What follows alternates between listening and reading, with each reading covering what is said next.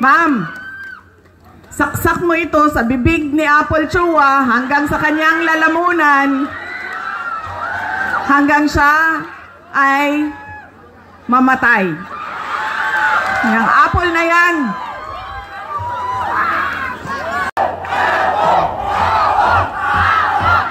Nasaan na yung apple ko? Ito yung apple ko. Hindi man ito pulang-pula na apple. Uy, nanluspad man niya ito ang apple. Yung apple ko. Bakit namumutla itong apple na ito?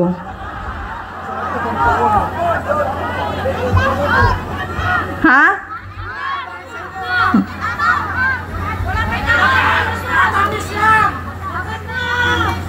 Saan ako? Ano magawin ko? Sabi ko sa kanya, huwag ka mag-alala. Mamaya, nandun kami sa distrito ni Apple Chua. Ay, ni Apple. Niya to. Apple niya to. Nagugulo ka. Apple niya to. Pag-uusapan namin kung paano ka namin kidnapin dyan sa Hague at ibalik sa Pilipinas. Sabi niya, wag mo akong kalimutan dito dahil mabubulok ako dito. Sabi ko sa kanya, huwag ka mag-alala. Marami ang nagdadasal sa Pilipinas at sa buong mundo para maibalik ka.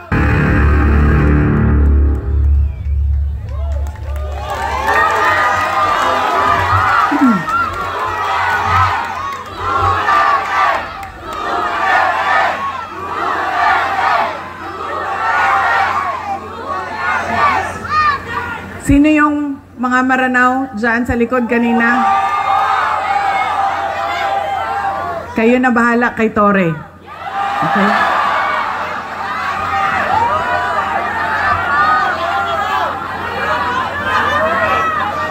Si Congresswoman Apple Nieto na ang bahala kay Joel Chua sa tulong ninyo.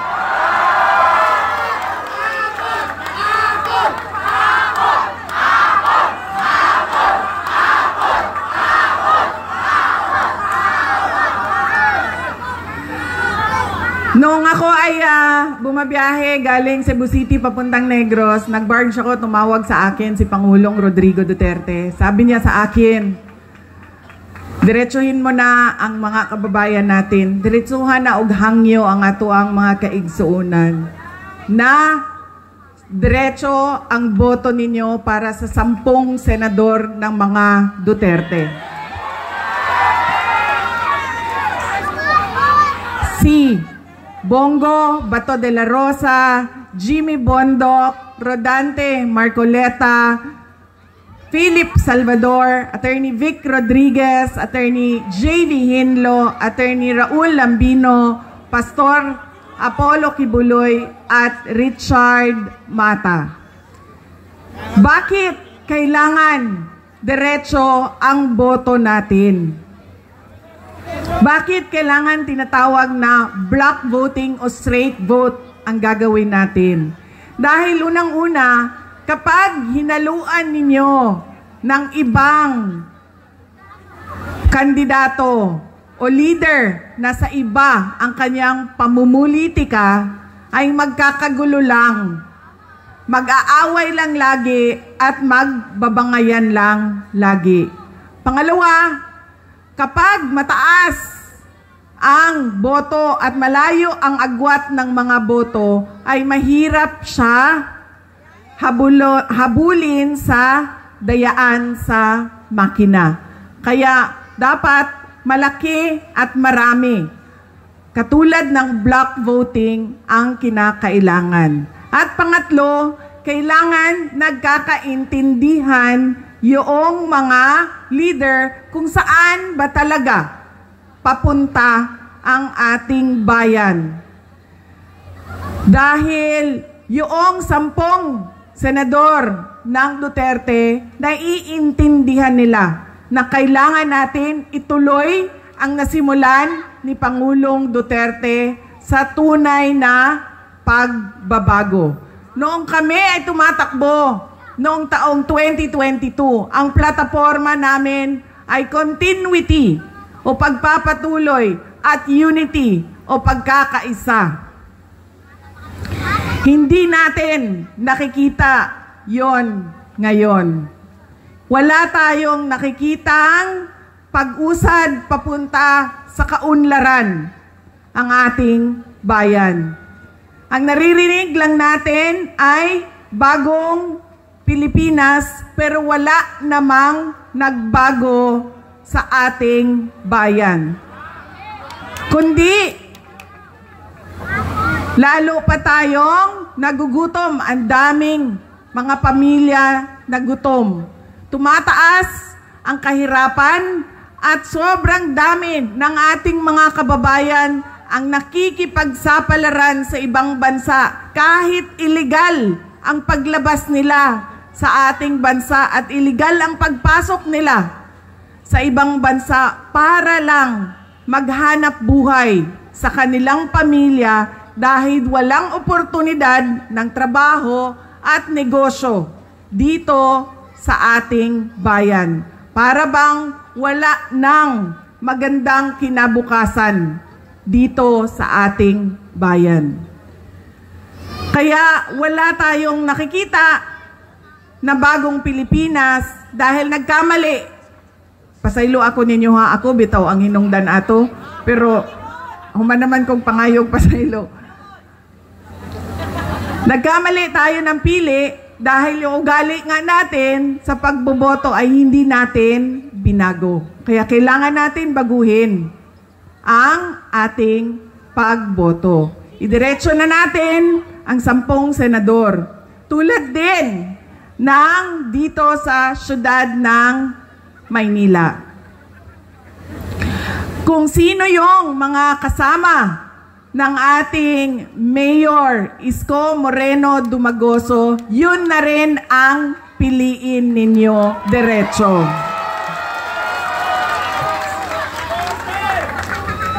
Dahil, tulad ng sinabi ko sa kanila, kung pipili kayo ng mayor dito, pipili kayo ng vice mayor sa kabila, pipili kayo ng 2 konsihal dito, 3 doon, o ilan bang, hati-hatiin ninyo ang boto, magkakagulo lang din ang inyong lokal na pamahalaan. Hindi makakagalaw ang mayor ninyo. Hindi din makakagalaw ang vice mayor ninyo. Kaya kung pumili na kayo, na kay Mayor Isko Moreno kayo, lahat ng kasama niya, kasama na ang ating Congresswoman Apple Nieto, ay iboto na ninyo.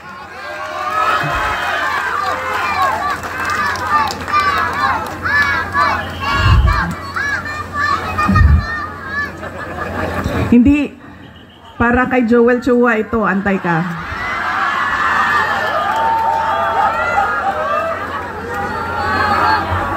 Sabi nung bata, kasi sabi ko, bigay daw yung apple. Ibibigay ko itong apple na ito kay Apple Nieto. Ma'am, saksak mo ito sa bibig ni Apple Chua hanggang sa kanyang lalamunan, hanggang siya ay mamatay. Yung apple na yan, ibigay mo kay Snow White Joel Chua. Alam nyo,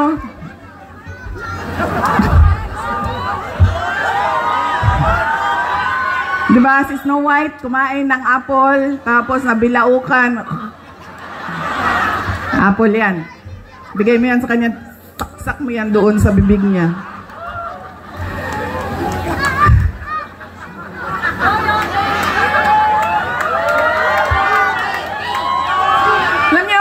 Chua ba? Siya ba may-ari ng Ing Bitin? Ha? Hindi. Yung may-ari ng Ing Bitin. Kasi alam nyo, dala-dala niya yan lagi, yung hopya na yan doon sa House of Representatives. Tapos pinamimigay niya sa mga tao. Pag may hearing, pinamimigay niya. Nung pumunta ako doon sa hearing nila, nakaupo ako doon, tikitan ko iba't ibang kulay ng NBT. Pagdating sa akin, hindi ako binigyan ng hopya. Na.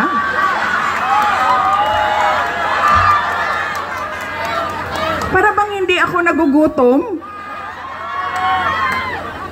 Parang hindi ako karapat-dapat bigyan ng hopya. Tapos, sinasabi niya, abogado siya, nung nandoon ako at pinapaot niya ako, magsumpa ka. Sabi ko, bakit ako magsumpa? Nakalagay sa rules ninyo, ang manunumpa lang ay witness. Hindi naman ako witness dito. Resource person ninyo ako. So, bakit ako manunumpa?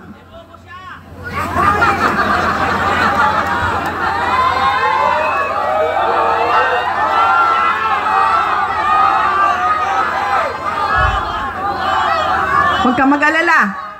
Yang Apple na hawak ni Apple ang solusyon.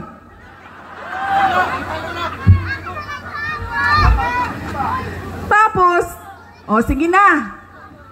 Wag na yan, si Inday Sara, hindi sumasagot. Hindi niya masagot. Bla, bla, bla. Bla, bla, bla. Tapos sabi ko, okay, sige, walang problema. Pinatawag nila yung mga kasamahan ko sa aming opisina. Walang problema. Sabi ko, anong gusto ninyo? Sige, pupunta kami. Kaya naman namin sagutin yan lahat. Di sige. Pagdating doon, kinulong na niya yung isang kasama namin, si Yusek Lopez. Nagalit na ako. Nagalit na ako. Dahil ako naman yung hinahabol ninyo. Ako yung gusto ninyong paalisin. Ako yung gusto ninyong sirain. Bakit nyo dinadamay yung mga kasama ko sa opisina? Sinabi niya, pasensya na. Sinabi niya sa kapatid ko, pasensya na, sabihin nyo sa kanya. Dahil lahat naman tayo dito, sundalo lang. Kayo, sundalo kayo, kami, sundalo kami ni Martin Romualdez. Uy, hindi lang buwaya, sir. Tambalus-lus yun nga buwaya.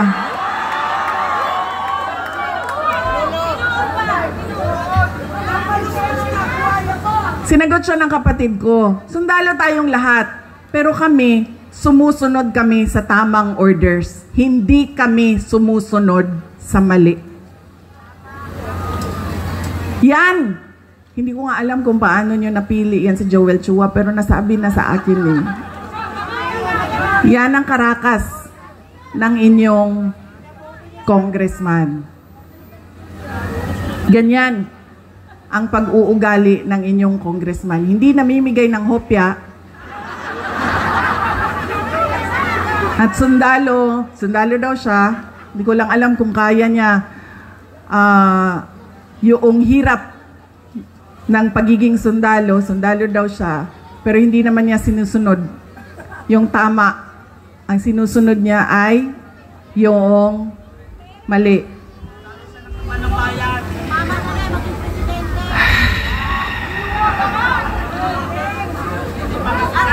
Nakalimutan ni Joel Chua nung sinisira niya yung pangalan ko na hindi ako kandidato ngayong eleksyon na ito. Walang mawawala sa akin. Nawala naman ang pangalan ko dahil kinuha nila at niyurakan nila. Pero nakalimutan niya, kandidato siya ngayong eleksyon na ito. Kaya ano ang dapat nating gawin para kay Apple Nieto? O hindi lang iboto, ano pa ang dapat nating gawin? Ikampanya.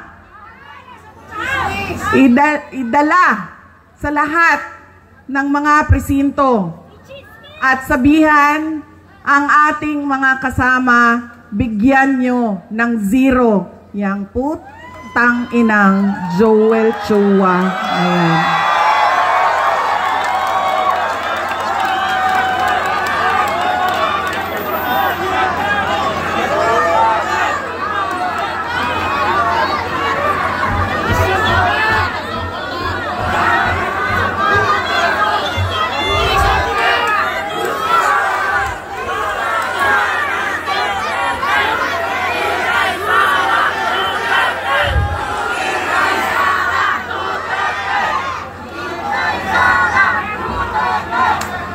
Mga kababayan, ang lahat ng ginagawa natin ay para sa Diyos, sa bayan, at sa bawat pamilyang Pilipino. Syukran.